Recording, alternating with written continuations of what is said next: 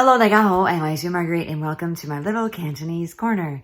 今日2020年3月9號星期一 It's the 9th of March 2020 and I'm here in the US. It's the first day after daylight savings and my apologies for not posting for a very long time. I'm sorry to have neglected you guys and thank you for replying to the poll that I put up on the community page.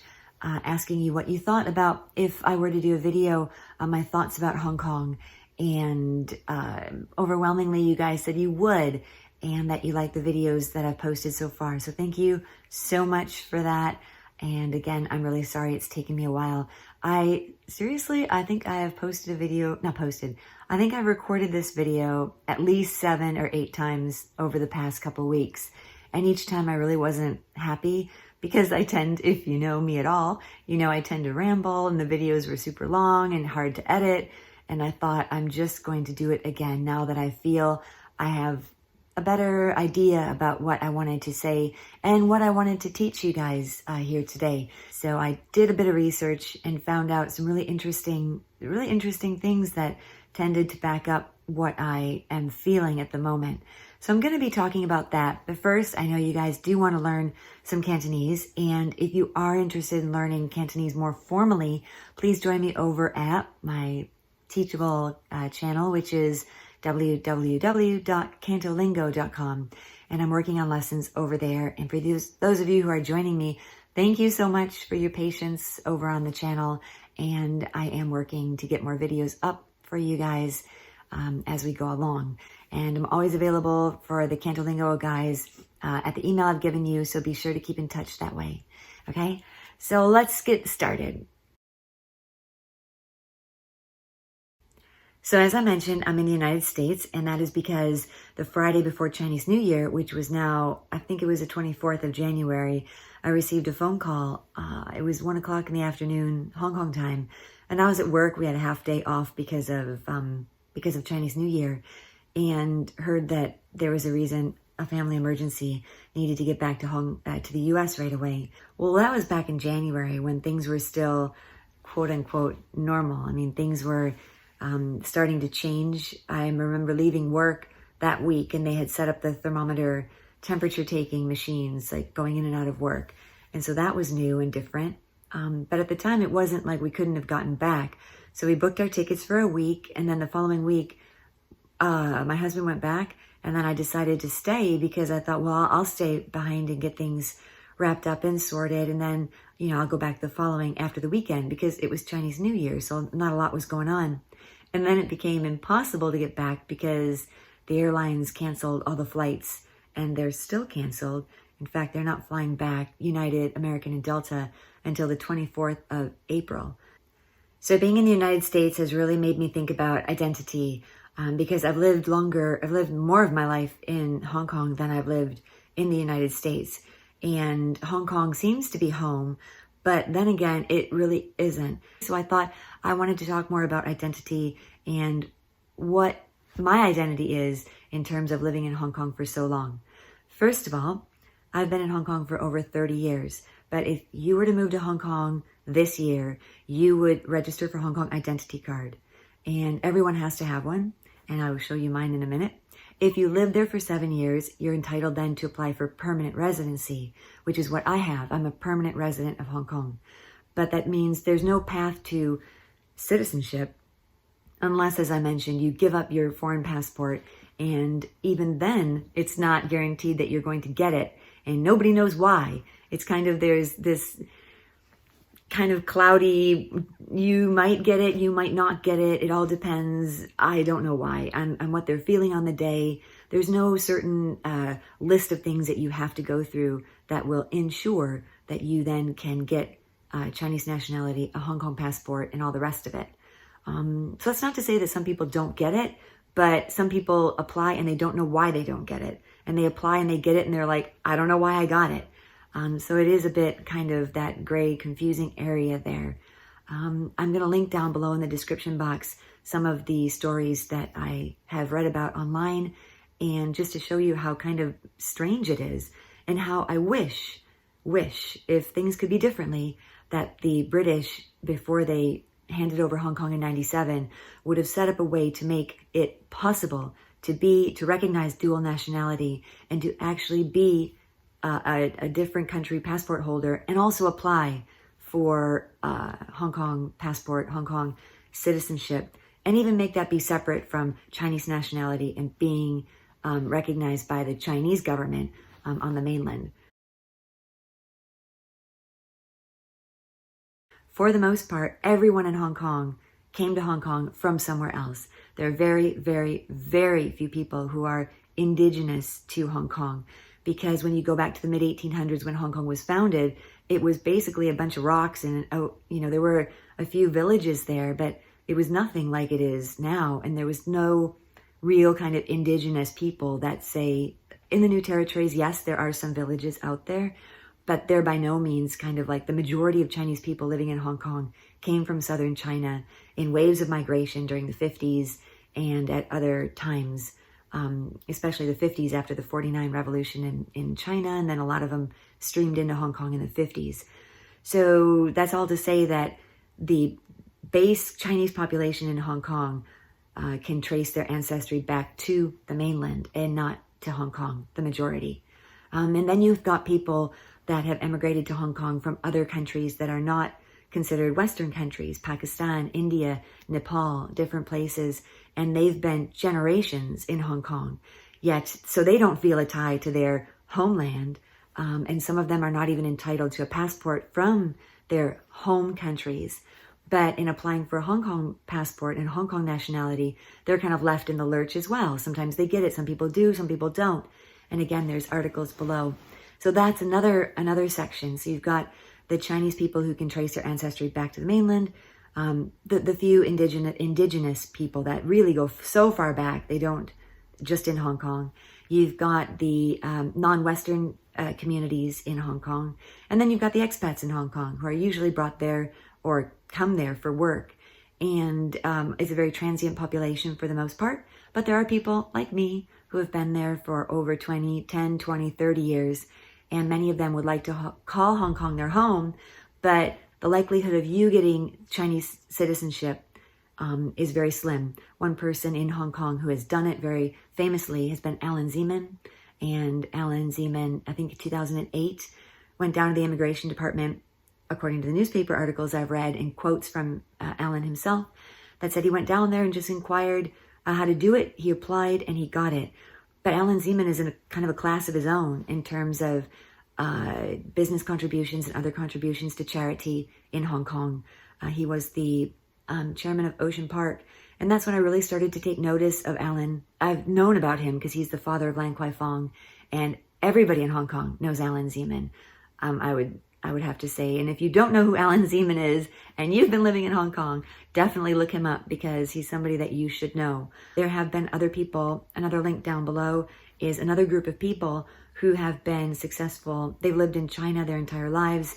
They are my kind of expat, Western, Caucasian, and they've been successful. But you can count them on one hand, basically, the amount of people who have been granted Chinese nationality.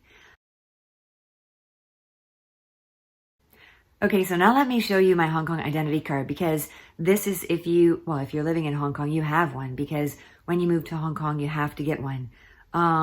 It looks like this. This is the new one. Let me see. This is the new one. And you can see that it has my name on it. My name actually is Sue Marguerite. It's my middle name. Susan is my full name.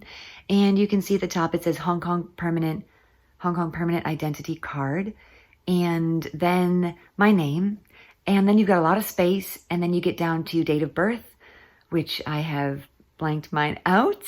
And let's see, what else? It's got you can see Lao. If you read characters, that's the Lao for F for female, and then date of issuance. Now you'll notice on mine here, it has 1088. I was first issued an ID card in October of 88. And then it was renewed on the 7th of, what am I talking about? The 31st of July again. And so it's the date, the month, and the year. So, and then my picture. And it's funny because you'll tell my hair is completely off my face. And this is because on the 31st of July, there was a huge typhoon, and I had an appointment to get my new ID card. And I was thinking, okay, it's Typhoon 3. Do I go down there? The office is still open. They were threatening to raise it to Typhoon 8. And so I thought, well, I might as well go down. So I walked about 45 minutes to get down to the immigration department next to it where they're issuing the smart ID cards. Yeah, this is a smart ID. And I'll tell you about that in a minute. But I get down there and literally they had raised the typhoon signal to number 8. About the moment I walked in the door, they were closing it. And they said, oh, we're closed now at Typhoon 8. And I said, oh, but I did read, because I, researched what would happen if I actually get down there and it was closed. And I said, as long as you're inside the office at Typhoon 8, you'll take care of me. And so they did. They were so super sweet. And that's, again, Hong Kong. I'm there and I just said that's what it was. And they said, yeah, sure. And before you think like, oh, how selfish, they should have been allowed to get home. It's typhoon. No, it wasn't like that at all. It was early enough that a lot of them were staying because the Smart ID office is open from like crazy hours, like 9 in the morning till 10 at night. And so they were all staying there. And so it was the most, I don't know if you can tell like the smile, but it was a lot of fun because we took my picture about 10 times. And each time, because it was a typhoon and I walked there. So my hair was like, just absolutely crazy. And so I pulled it back, but as you can tell, it's not long enough to pull all the way back. So the lady was giving me paper clips to kind of paper clip my hair back, and it was a lot of fun. So I love that one. Like you've got stories like that go along with a moment in time. So that was my moment in time. And again, this is a smart ID card. So there's a chip on the back, and I'll show you the back. So the back of it does say the holder of this, what does it say? The holder of this card has the right of abode in Hong Kong.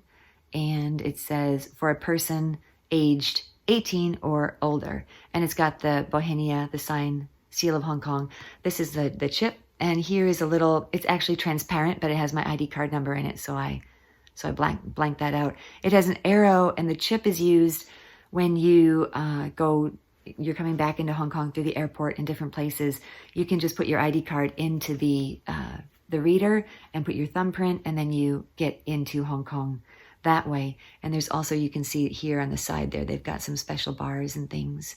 So that's the Hong Kong permanent identity card.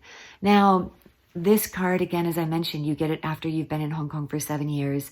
And you'll notice that there's a big gap between my English name and the date of birth. Now, that is because if I were Chinese, I would have a Chinese name. It would be written in characters, and it would also be written in numbers. It would be written in numbers that correspond to each Chinese character. So I would have that. I would also have something very important, and that would be 3 stars.